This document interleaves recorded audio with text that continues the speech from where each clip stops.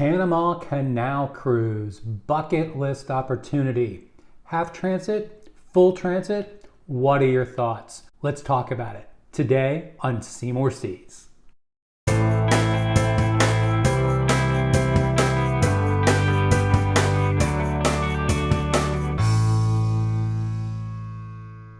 So as I mentioned last week in the Celebrity Holland America comparison, that we had just recently booked a Holland America Panama Canal cruise in the spring of next year. We'll go through the pros and cons of how we went through that decision, and I'd love to get your comments on what you think and if you've gone down this path before. Hi everyone, I'm Doug with Seymour Seas. If you're new here, this is a cruise tips and planning channel where I hope to help you and your family pick, plan, and enjoy your next cruise vacation.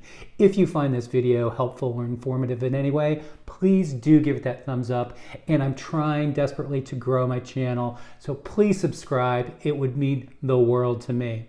Thanks so much, and let's get started. Every spring, we try to do a large major cruise to really fantastic dynamic location.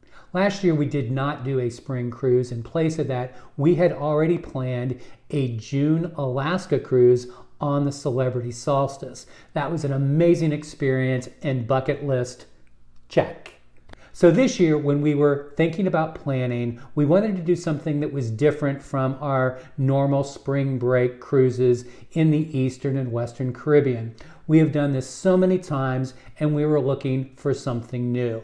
So in my review of the Celebrity Holland America comparison last week, I came across an itinerary that I thought was pretty attractive. This is a 10-day cruise on Holland America Eurodam that does a half transit of the Panama Canal. Now, I have heard many reviews of Panama Canal cruises, and it's always been on our bucket list, but we didn't know whether or not a half transit or a full transit would be best. One of the major influencers on YouTube for cruises, in fact, he's #1 on YouTube, is Gary Bembridge for Tips for Travelers. I've watched his videos for many years and absolutely love Gary and respect him completely. He has done a really good job of talking about this actual subject, and what I got from him was that if you really want to do it right, you should really do the full transit. However, we had some other things in mind that we were thinking that the half transit actually might be better for us. Here's what we were looking for. We were looking for, again, something different than the standard Eastern and Western Caribbean.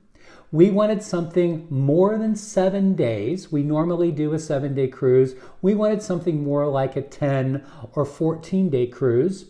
We wanted it on a premium line, so that would be like Celebrity, Holland America, or Princess.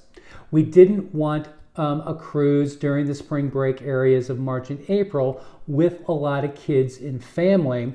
So the premium cruise, longer duration, pretty much takes care of most of that.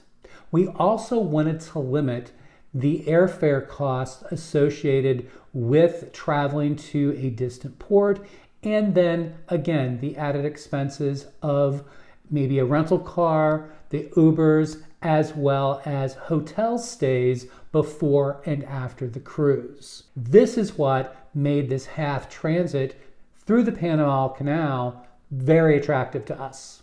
Let's take a look at the itinerary. So this is a closed loop 10-day Panama Canal itinerary from Fort Lauderdale. It goes to Half Moon Cay, which we've been many times. It has a day at sea, and then it goes to Aruba, which is a new port for us.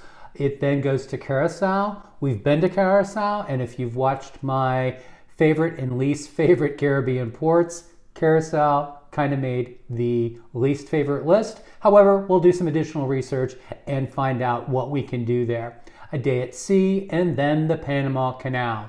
This is a very full day. You go through the first 3 locks into the lake which is also a new location for us. There's a lot of excursions available, which we'll talk about. Then you go back through those same 3 locks and end up in Colón, Panama, where there are also excursions available. This is brand new to us as well. And then a Southern Caribbean port of Costa Rica. This is new, and that's a location that we've looked at flying to many times for just a long weekend. And so we're very excited about that. A couple days at sea and then back to Fort Lauderdale. Now this is on the Eurodam, which is a signature class ship, very similar to the New Amsterdam, which we were on last time. We were in a signature suite on that ship. This time we're in a slightly upgraded standard veranda stateroom, so I'm hoping that there might be some sort of bid upgrade program available. So I'll keep you posted on that. So let's take a look at the excursions that are available for this half transit through the Panama Canal. This is the area where I think I need your help the most. I would so much love to hear your comments about any of these excursions if you've had personal experience in doing any of them. The first is that when you get into the lake after the first 3 locks, you do have the option of going on an excursion that takes you to a ferry that takes you through the next 3 locks into the Pacific. You go through the Gaylord Cut, which apparently is one of the most treacherous areas in making the Panama Canal. And once you get to Panama City through the Pacific side, you actually take a coach back to Colón, which is about an hour and a half bus trip. This sounds like a very, very long day, and those reviews that I have seen confirm this. The benefit of this, though, obviously, is that you get to traverse the entire Panama Canal through the next set of locks and get to the Pacific Ocean. Sounds pretty cool to me, but is it worth it? Let me know. The other excursion that we're looking at that is available is going to Colonial Panama in Panama City and taking a tour of the Miraflores locks, which is the last 3 locks to the Pacific. This also includes a trip to the observation center where you take a look at all of the ships going through the locks, and they give you some history and information about that. It also drops you in Colonial Panama City, which is a UNESCO World Heritage Site, and then there's that 90-minute trip back to Colón to meet the ship.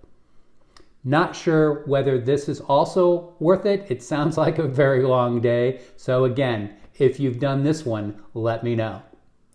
A third option that we're looking at for this half transit is taking a tour of the newly built locks for the larger ships, and then also going through the former canal zone.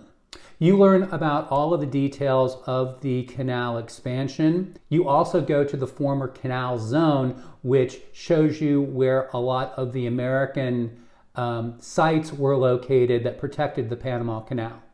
It also gives you a pretty detailed tour of the Gattam locks, which are the first 3 locks that you just traversed to get into the lake. So that sounds pretty interesting to me, actually.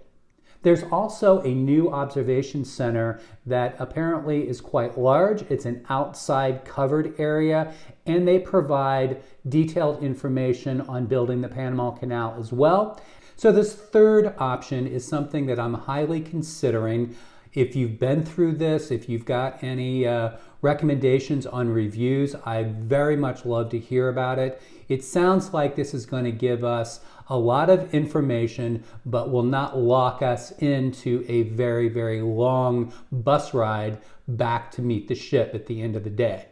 There are some other excursion options available to us, such as some ecological tours, some cultural tours, some shopping experiences. However, we're going to the Panama Canal. That's why we're there. And so those three options are the ones that we're considering the most. If you know of any other third-party tours regarding the Panama Canal or anything else while we're doing this half transit, I'd love for you to share it in the comments below so we can all benefit from your experiences. I really look forward to reading them. So let's recap and go over the pros and the cons of our decision-making process. So the biggest pro here is that this is a closed-loop itinerary out of Fort Lauderdale. We live only 35 minutes away from Port Everglades. We also have a really great off-site parking that's very reliable, and it does a great job for both Fort Lauderdale Airport and Port Everglades. Also, there is no added airfare cost for us having to fly back from either San Diego or Los Angeles. So this is a big, big plus. That also includes no costs for hotels before or after the cruise. This also checks the mark of us being able to cruise on a premium line versus one of the more mass market during a spring break situation. So though Norwegian and Carnival both offer this half transit option as well, we find that the Holland America experience is going to be much more the way that we like to cruise. And one of the big benefits here is that we get to see new ports such as Aruba, Panama, and Costa Rica, not to mention the entire day that we're going to be spending traversing the Panama Canal and all of its regions. So some of the cons that we took into consideration in deciding on this itinerary were: we don't get to go through the entire 6-lock experience traversing from the Caribbean to the Pacific. The other is, if we do this half transit but still want to do the Pacific, it's going to be an extremely long day taking that first excursion on the ferry, going through the next 3 locks, getting into the Pacific Ocean, and then being bussed back to Cologne for an hour and a half, though it is on an air-conditioned coach. This itinerary also has 3 days at sea, but some of the most enjoyable times can be staying on board on a sea day. The last of the considerations that we felt was a con was all 3 of those excursions that I was talking about through the Panama Canal are extremely expensive. But this is a bucket list cruise, so I think we'll probably end up sucking it up and doing one of those 3.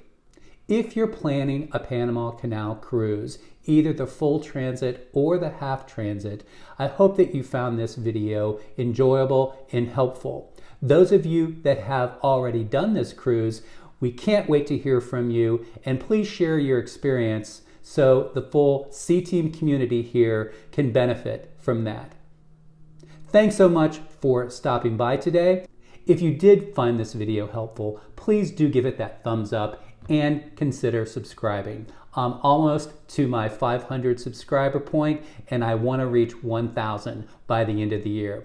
So thank you so much for stopping by, and as always, I'll see you again soon.